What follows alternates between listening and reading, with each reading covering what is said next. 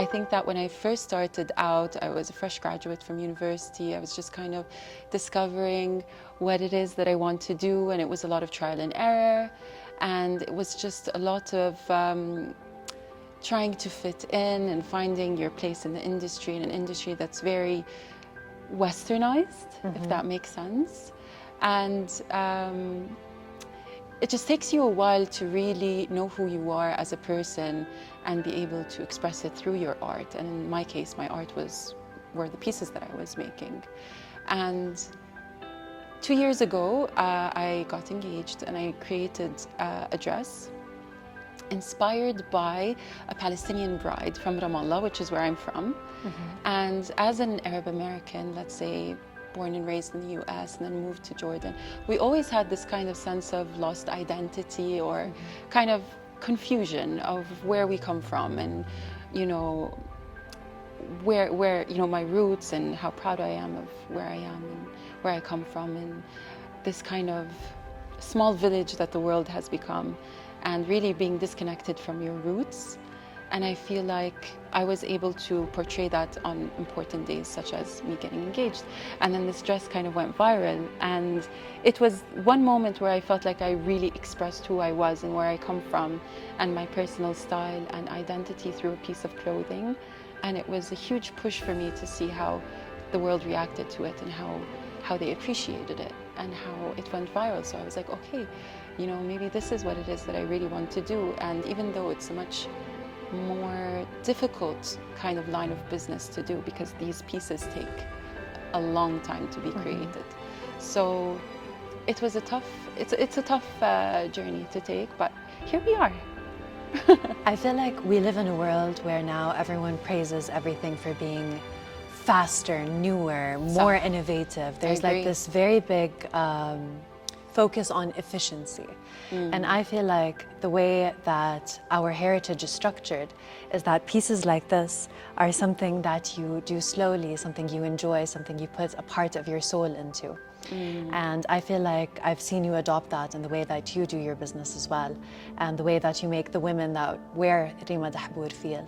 So today we were surrounded with quite a few fantastic women. Can you tell us a little bit about the mental process behind the creative direction of this campaign?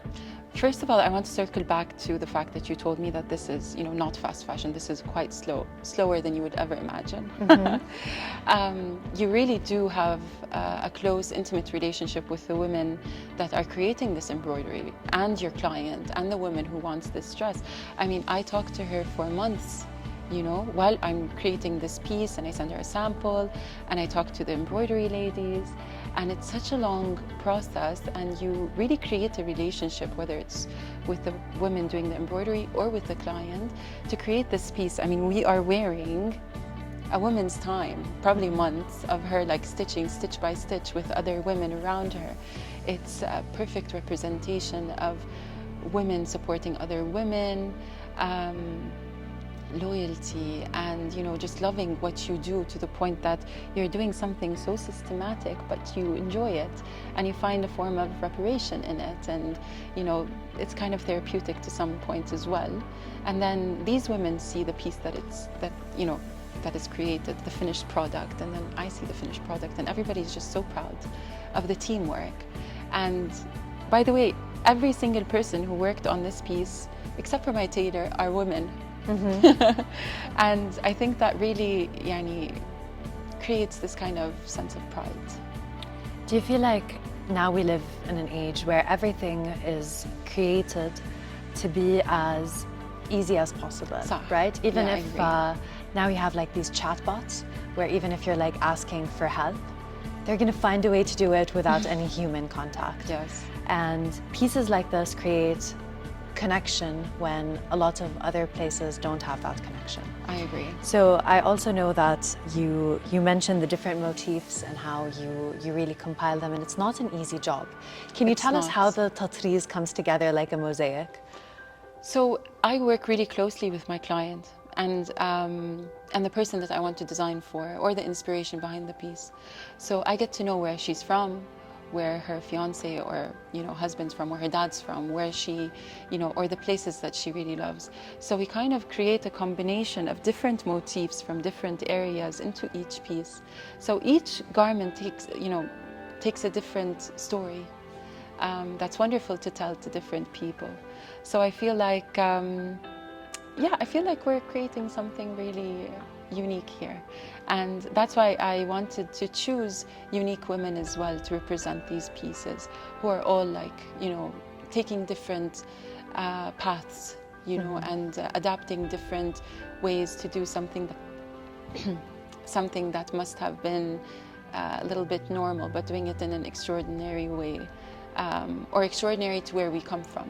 So the group of women that we have today represent people from all walks of life, women, and who are very proud of where they come from and their roots.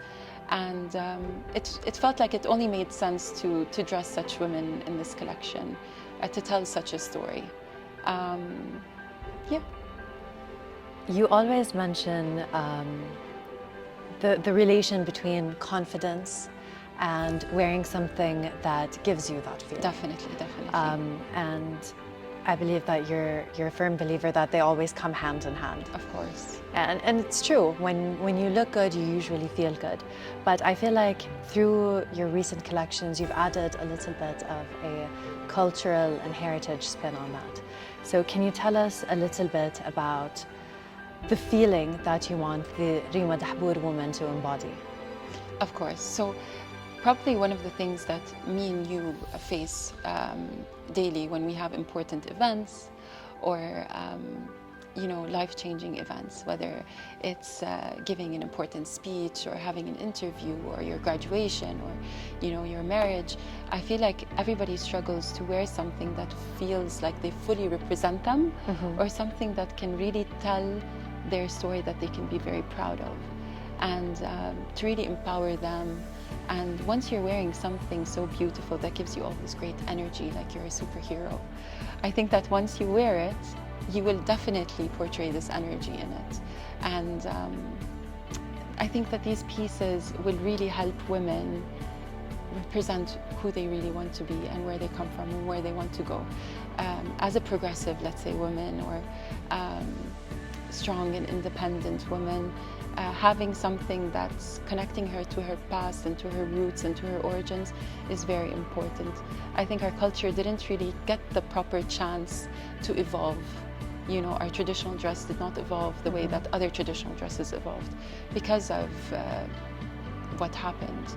And I feel like we can take this piece and bring it into 2022 for this woman and wear it on her important days and be very proud. So today, I think it was a new kind of project, a new kind of direction for Reema Dahbour, both as a designer and as the brand. For sure. I mean, it's not just for Palestinian women. I feel like with these pieces, I'm creating awareness. I'm telling the entire world about our culture and this craft, which technically is kind of a form of couture embroidery. I mean, this takes a lot of precision and a lot of hard work to create each and every stitch. It's not easy. So I feel like once I released it to the world and other cultures are wearing it on their special occasions and telling their friends and their family, this is from an Arab designer from Palestine or from Jordan who are creating these pieces, and they really raise awareness amongst their communities. I've been selling to lovely Kuwaiti clients, to Bahraini clients, to Saudi clients, and I really enjoy learning a little bit more about their culture and telling them about ours, and it's becoming like this kind of cultural exchange. Cultural exchange through fashion, the best kind of cultural which is beautiful. exchange. Like, I never knew that people in Kuwait wear green on their jalwa, I think it's called. So I learned that recently, and she wore one of my dresses, which is called Janine, and she told everybody around her that this dress is called Janine and it's from a Palestinian designer and it took months to create. And I think that we're doing, something different and new in the industry, and I hope that it grows. Seeing your designs come to life on so many wonderful women that personally I think are doing a phenomenal job in their respective fields.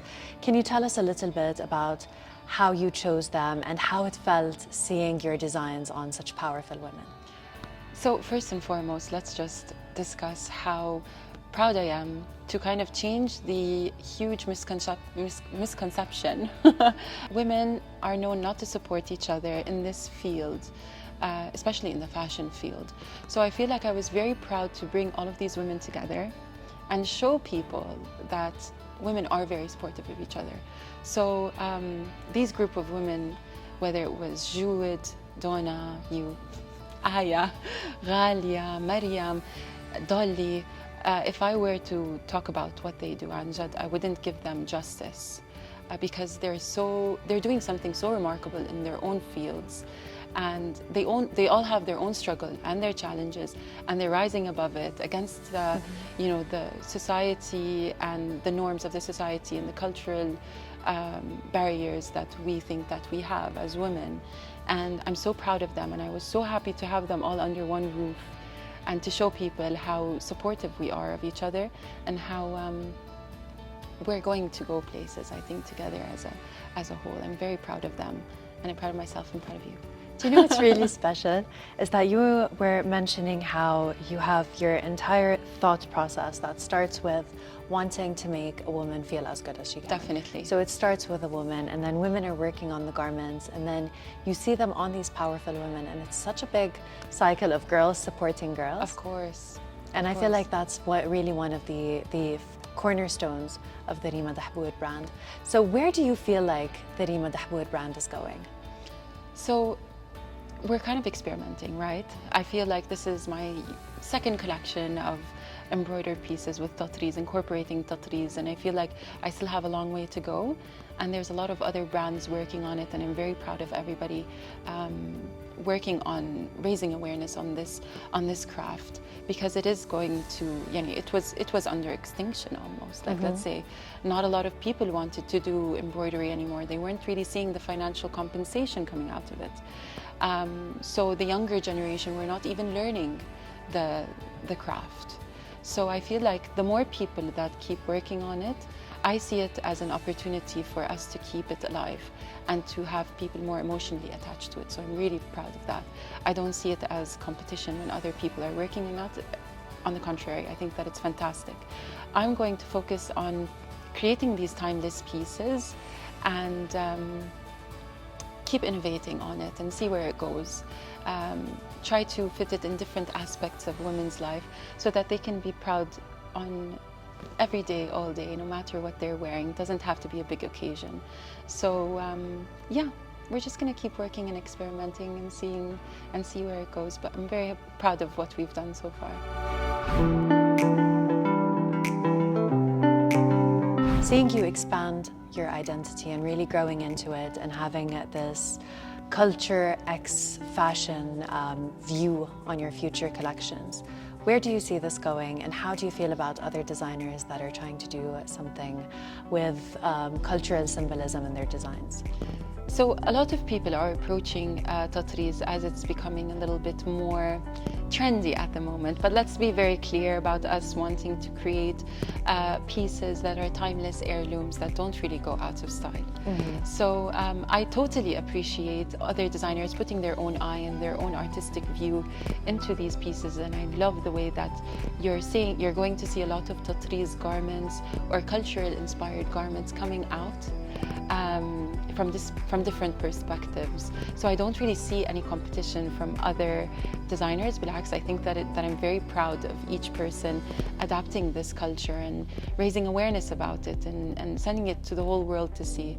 I feel like as Arabs, we've been so open to accept other people's cultures so easily, especially like the Western cultures, that we've forgotten to be very proud of where we come from as Arabs. So I really love the idea of creating pieces that people can not appropriate rather than appreciate.